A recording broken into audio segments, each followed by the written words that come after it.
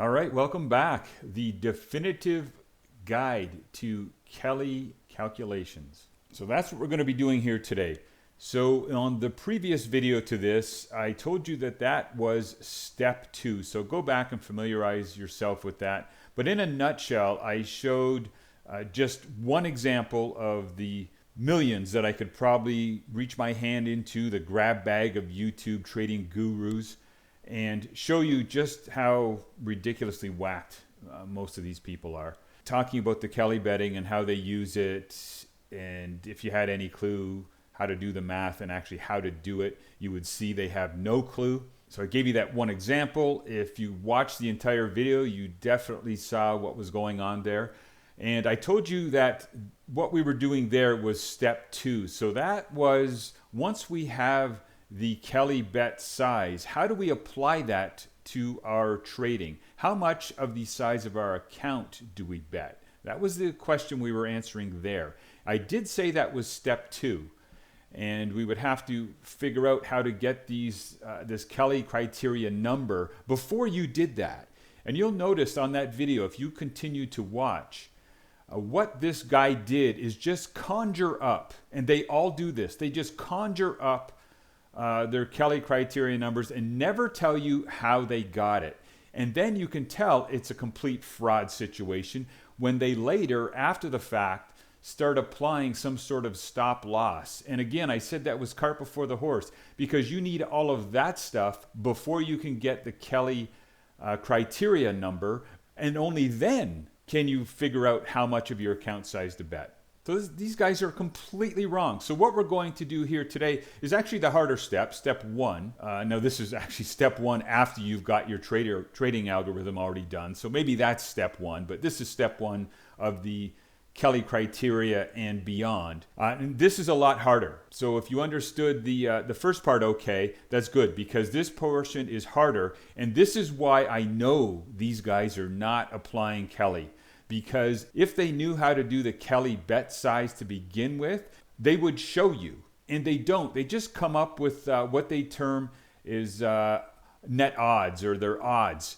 And that's another telltale sign for someone like myself that actually knows how to do it, is they're using net odds, and no one in trading form uses net odds. And they use net odds because that is the classic binary Kelly bet.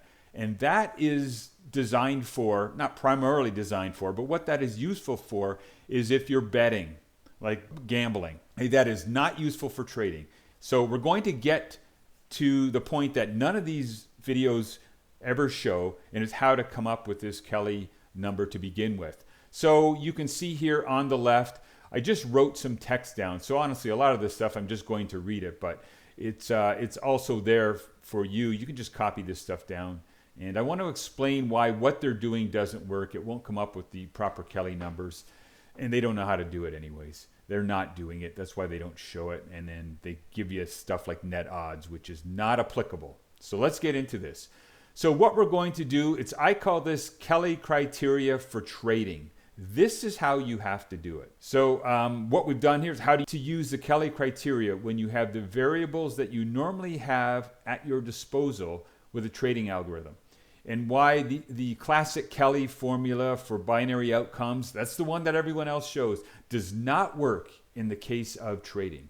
So you're going to see the classic Kelly formula in a couple different forms. Okay, so number 1 here, you might see it like this. Number 2, you might see it like that. Okay, they are the same formula. There's no problem there. You can derive the classic, what we'll call the classic Kelly formula, the binary outcome, via this means or this means, and here's what all the letters mean, P, Q, B. Now you'll see here this net odds, and this is what a lot of people tend to show. As you can see here, or as you will see, the wins and losses on this formula here, this is an all or nothing event, because remember, this is classic gambling. So these are all or nothing, and you have what's called net odds. Okay, and it's not how trading works. So here again, the net odds are not typically useful since our algo calculations don't come out in this form.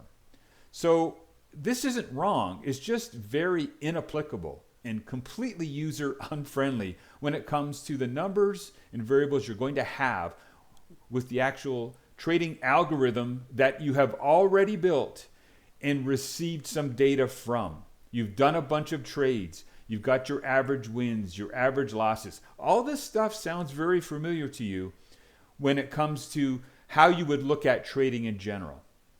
Okay, what isn't useful? The idea that you bet 100 to win 120. Okay, the net odds of that are 1.2 to 1.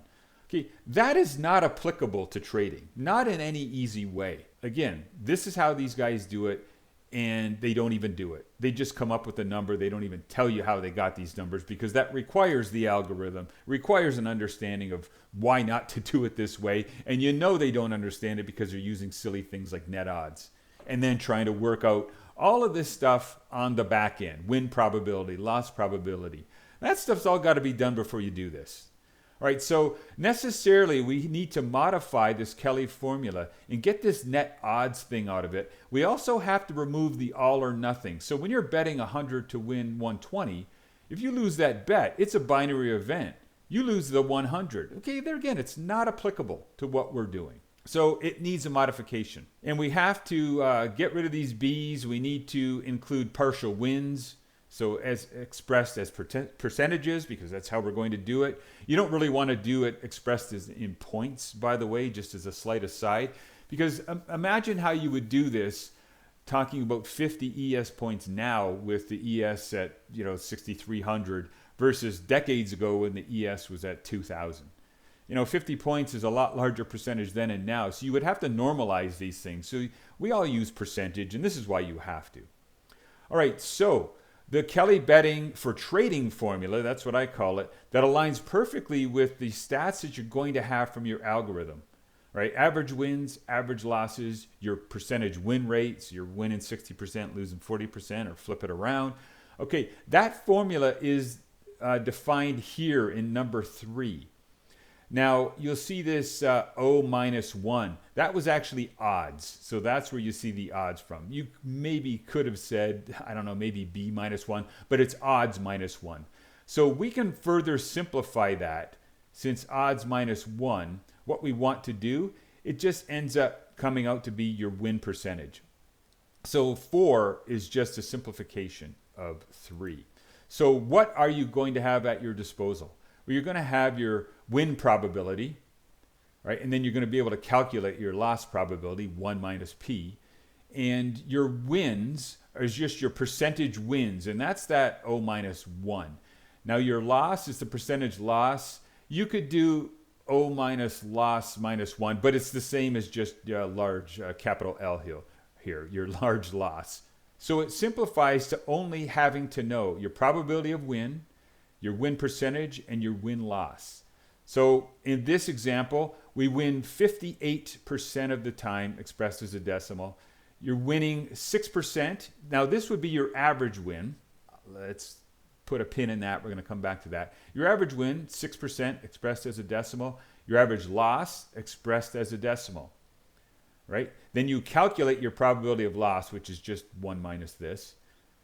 All right, and you calculate your Kelly size based on this formula right here, number 4, and you display the output here. So again, you can pause this video. This is how you do it. So in this example of a 58% win rate, your winners are 6%, your losers are 3%. If you do this math, that comes out to a Kelly bet size of 37%. So you can't see this. If it's off screen here, I'll run it again. It's 37%. So you can take this and plug this into Excel and punch your numbers in as you go. And this is why. Now you can understand. First of all, these formulas don't work. All right, they don't give you what you need because you're going to have inputs like this. Right? Now, how are you going to get these inputs? You have to create your idea. And if you can gather this information, calculate this information, you have an algorithm which you can run, and you've defined all the variables for the algorithm because that's the only way you're going to get information like this. Now, let's go back to the pin. I wrote win percent. This is an average win percent of 6%. Loss percent, average loss percent. And by the way, this is a positive number, but you'll notice over here, I put an absolute number in. So if you screwed up and put your loss percent as a negative, this formula would just change it to the form that we want, an absolute number. So it's a positive number, or else that sign would be reversed. So that's a bit of a technicality, but you can see that there, the absolute value. So if you don't want to put absolute, don't put a negative in for your loss. Now, my average loss, this would be an example of an algo that I have. My average loss is 3%. My net maximum loss might be something closer to 4.5%. And after a series of trades, it turned out my average loss was 3%, because you don't go to the full loss on every trade, more than likely. At least I didn't here on the algo that, well, actually all my algos. If you wanted to be more conservative, instead of doing your average loss, you could make this your maximum loss. So let's just do this now. So the Kelly bet size as it stands is 37%. So obviously, if I'm going to run these things down to 4.5%, the maximum loss, and then we run this thing again, obviously our Kelly bet size is going to be a fair bit smaller. So I'm clicking that now, and I've run that 26.5%. So significantly smaller. And that is obviously a full Kelly. And then you do partial Kellys from there. So it's just a thought. I use the average loss, okay, but you can see if you want to be more conservative, you can do the max loss you're going to allow yourself. And again, that's just a conservatism play. Now, I don't do it here because I don't want to be conservative on top of conservative on top of conservative. You get to the point where you'll make no money. And what I mean there is, in this scenario here, 58%, 6 and 3, it's a 37% Kelly bet. Well, I'm only going to bet half Kelly bet if I was using this as a standalone anyways, half to a third. How do I determine half to a third? Well, I've got my equity curve, and I take a look at the drawdowns at a half Kelly or a third Kelly, and I want to see if, that is something I want to stomach. So I kind of gauge it that way. So on all of my algos, if they were standalones, I would probably do a quarter to 1/3 Kelly. Standalones, there again, that means I'm not doing any other trading. Now, the fact of the matter is, you guys have all seen, we're trading, 7 or 8 different securities here, long and short. Now, you can't be long and short the same thing at the same time. So it's a smaller number than that. But because I could be in multiple bets at a time, I further cut that down. So you hear me term that as traded. So wherever I set my individual algos, which are either 50% or 1/3, I cut that in half again, at least, when I'm trading multiple algos or multiple sub-algos, multiple securities, for safety's sake. So that's how I do it. You can flavor to taste, and of course, depending on your preference, you could maybe put in a 4.5% loss if that's was what you would allow as a maximum loss on any given trade. You could do it there as well. All right, but the point here to this video, not to belabor it any further, is this is how you calculate your actual Kelly percent when you're trading.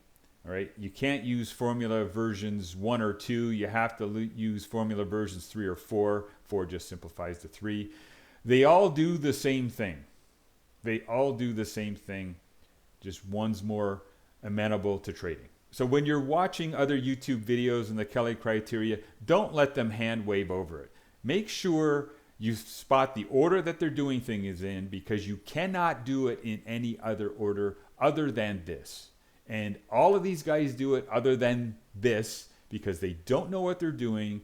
And when they use formulas like this, they get some obscene number that they're never going to use. So then they start applying the stop losses and all the stuff. And at that point, you don't have this stuff. That was supposed to be done before, and now you're applying this after. It's all wrong. Unbelievable. All right, enough said.